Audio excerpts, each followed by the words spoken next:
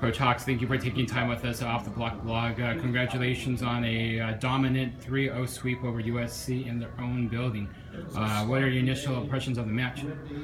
Well, I mean, I think first off, I mean, thank you. Yeah, getting a win against the Trojans is always a great thing for us, but any win's good, you know, at this point of the year. They're playing well, and to come here and get a win is great. So I would say that first initial impressions, I thought we served and passed a little bit better than them.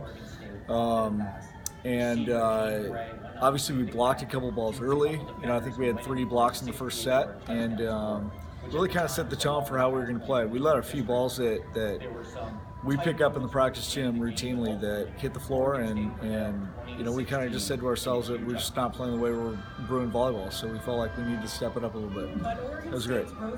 Let's talk a little bit more about that serve. Hagen really did a number on USC tonight. He's kind of rotated or flipped from the float to the spin and back and forth. Can you comment on that? What do you foresee him committing full time to the spin, or do you think he'll continue to mix it up?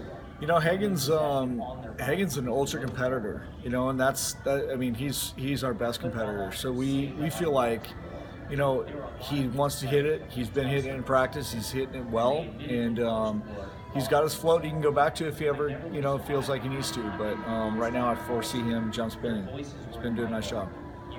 Yeah. And Dylan Misery was hitting his serve. Mitch Stahl had opportunities to score points, and he should have scored more had we made some plays. But Mitch was serving great. So all in all, I think it was a great serving match for us. How thrilling is it, or exciting is it to be on the good side of a bad serving number? SC did not have a single service ace tonight, and I believe they had 12 or 13 service errors. Yeah, 12. It's great to be on this side where we're actually winning the serve battle. You know, yeah, I mean, just it's a credit to our passers for controlling the ball and keeping it on our side of the net and keeping it off the floor. And you know, they didn't play as well as they have been playing, I'm sure. So, you know, I feel like it's credit to our guys for coming out and battling and really kind of dialing in on seams and the ball and the server and knowing what was going on. But great job to them. I know that this is probably more of a question for Jeff, but I'll ask you. It seemed like you guys were a lot more successful with the BIC than they were. I can't even recall a single kill from the back row from them, but you guys were pretty consistent from there. What was the key to being able to execute from the back row? I think you got to have great middle play, you know. So Ollie and Mitch do a great job of getting up early, and Hagen making some great choices in certain situations. So, you know, it's all on what their block's doing and what you know, kind of who's in the front row for them. So we attacked it. Hagen set some good, had some great choices, and ultimately our hitters made great swings. So, you know, there's a lot of things that go into it, but yeah, the BIC was working tonight, so we just kept setting it. You mentioned to me before we started this interview that you have a history with Gianluca Grassa for USC. Can you tell us a little bit more about the kind of kid he is, the kind of player he is? Gian is an unreal kid, and you know, we joke a lot, or not joke, but we talk a lot about how close we are, and it's absolutely true. You know, he's at my wedding and love him to death, love his family. He's got a great support system. Unreal kid, and I'm just so happy for him where he is, and he's worked hard to get where he is. And it's been a long road. It's long overdue, but to see him out there and just playing is great for me. Now, I know he's disappointed when he come out and play better than he did, and you know, it's not a credit. How he played is not an indication of the kind of person he is. He's just an unreal person, and can't say enough great things about him. Love him. The 3 of the coaches in this match have been on both sides of this rivalry. Jeff has played at UCLA and now is the head coach at USC. Both you and Brad were assistants under Coach Ferguson, and now are assistants under John bra. Can you speak to what the rivalry means to you? I mean, it's what people talk about in LA when it comes to volleyball. So, yeah, being on the Bruin side is unreal. I'm coaching with two of my best friends, and I love these guys. And my time here at SC was my time. I mean, I left John at Irvine to come to SC and experience something different. Brad was his first college opportunity, so yeah, I feel like we've just all grown so much from that experience. So this rivalry is awesome. I love it. How much fun is just the atmosphere that both teams get to play in their home jerseys, play for a packed crowd, or not packed, a decent-sized crowd, and play in front of a televised broadcast? Yeah, it's awesome. I mean, these playing in our blue and them in their reds, it's the blue and blue. You notice it anywhere you are in the country, and that red that they wear is certainly it stands out. So having us in those colors and our guys playing with the emotion that they do, and it's an awesome feeling to be out there and obviously come out on the winning side of it.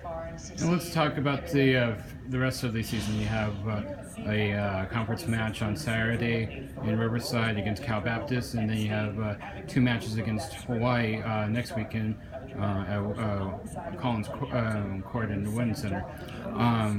A couple of questions. Can we when can we expect to see Micah back on the court?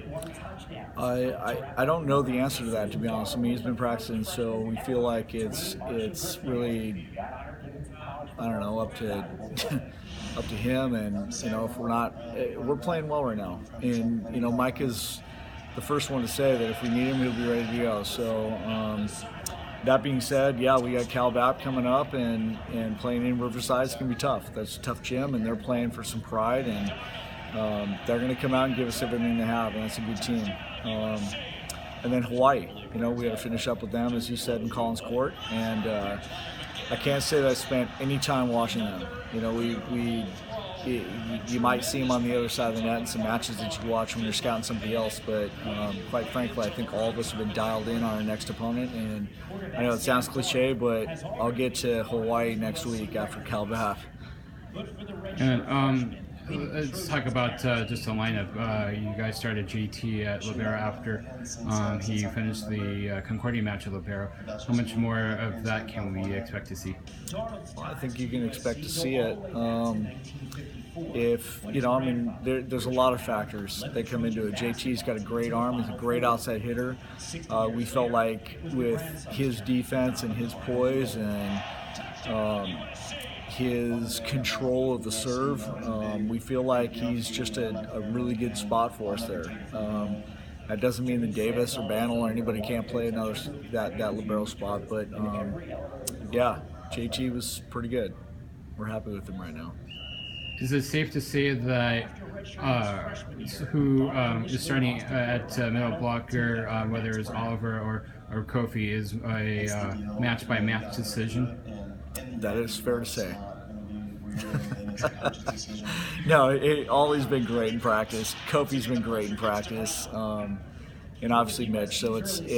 I mean, we have Eric Sprague. We have 4 great middles, and we're super comfortable with either of them. Mitch is at another level from the service line, especially. So, and I think he's one of the best middle blockers out there. So we're comfortable.